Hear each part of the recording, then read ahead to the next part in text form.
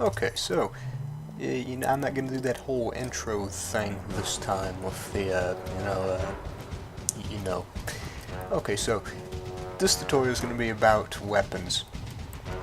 Due to the amount of actual information in this part of the tutorial, I'm gonna just be saying it myself because this, it's kind of difficult to hear the really fast talking text to speech sometimes. So I'm just gonna get it all through manually.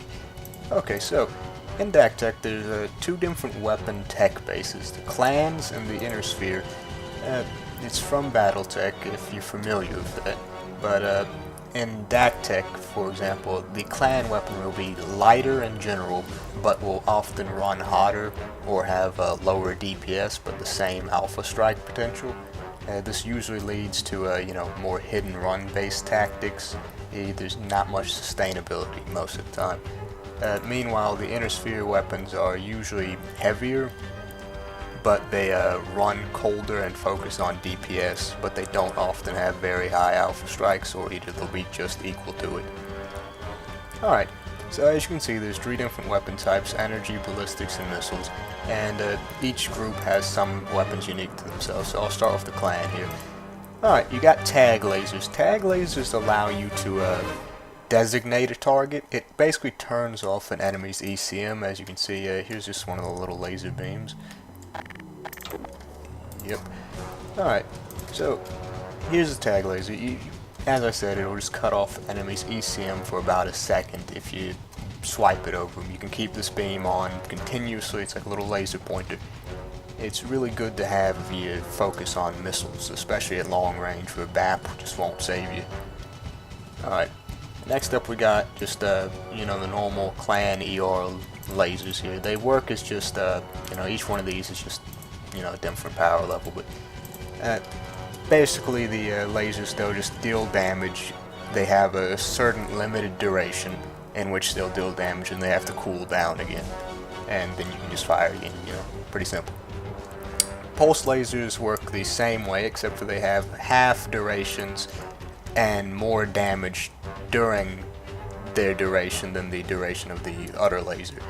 This just makes them much better, but they're usually much heavier, usually about double or at least a couple tons heavier. Now, for the clans, they have the unique type of laser called heavy lasers. Heavy lasers are the same exact weight as normal ER lasers, but they generate much more heat and damage. For example, the heavy medium laser has 11 damage while the normal one has 7. Now the heat on it is 9 while the normal one is 5.4. So as you can see, the heavy medium laser is more of a burst weapon. You can't really sustain that type of firepower, especially if you're boating these things. But it does provide pretty good power up close or when you really need it. Alright, next up we have flamers, and flamers generate heat on the target. They generate very small amounts of heat on the target actually, but what they mostly do is reduce the enemy cooling by a very large amount.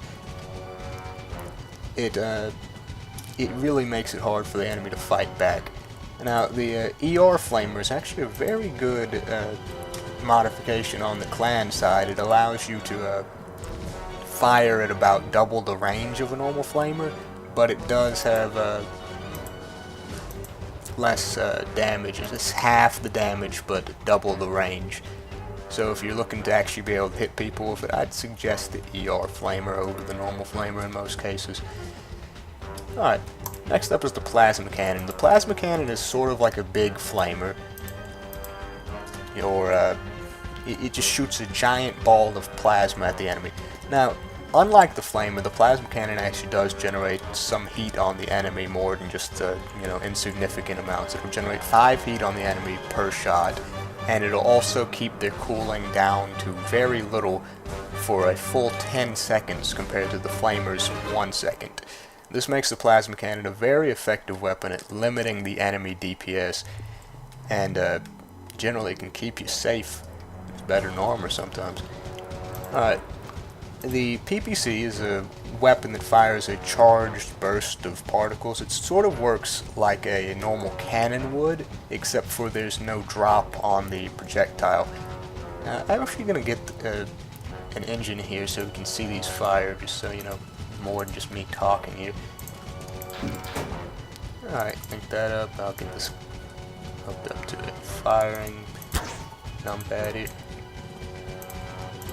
Alright, so as you can see, we got the PPC here. You won't see any drop in the projectile. There you go, see, perfect straight line.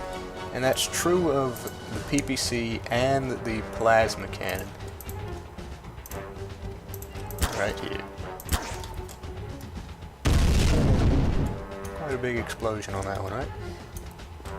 Alright. But the flamers do have quite a bit of drop. That's why the ER flamers here are actually very important upgrades. As you can see, it'll probably only get, I'm gonna say right about there. Well, I was looking the wrong direction, but yeah, right about there. Not getting really far range of that. Also, of course, lasers are just a laser beam. They will just go directly to the target without any issue. Sometimes you won't see them if you're looking at it wrong. That and they're real quick. Pulse lasers, at least. Alright, let's get over to the inner sphere energy weapons. Now, the inner sphere also has tag lasers, normal lasers here. Now, the difference between clan and inner sphere lasers is that the inner sphere lasers have double the they have half the cooldown rates, they have half the duration, half heat, and about half damage. So in general, they're half on everything, but that means they're usually more efficient in the damage they do, because you won't waste long durations by missing. So you can be more efficient with the damage that you do put out, but you just won't put out as much damage in a single volley. Now, in cases where a weapon is heavier in the inner sphere size, such as the large laser being 5 tons over the 4 tons, the inner sphere large laser is set up to deal proportionally more damage to equal out that. Alright, now that balance is over, let's look at the X-pulse lasers. The X-pulse lasers fire a continuous beam, sort of like the tag lasers do, but they generate a lot of heat and they do a lot of damage to whatever they hit. You can just keep that beam up continuously unless you, you know, overheat. They're very good weapons for DPS if you're not looking to bring ammo.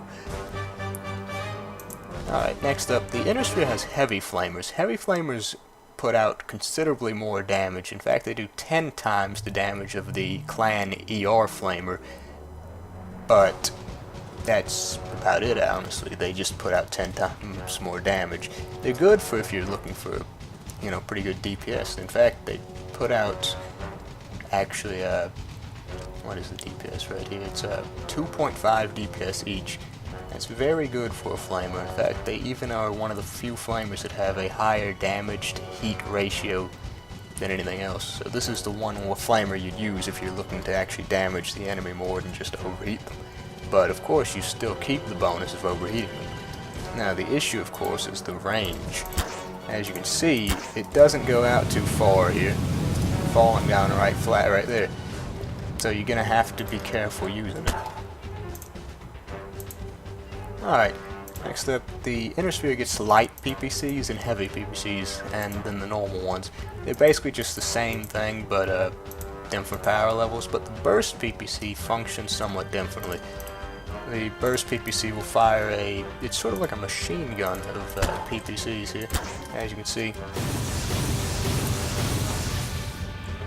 It has pretty good DPS, but due to the spreading of the damage there and the low damage per shot at only 2 points, it really isn't too great against very heavy armor. And it's pretty decent if you're looking for a hybrid between anti-infantry and anti-armor. Okay, so next up we have the armored versions of these guns. They work the same as the normal guns, but they are heavier and they have more health. This is useful if you want to keep your guns from getting blown off if you have just a single weapon.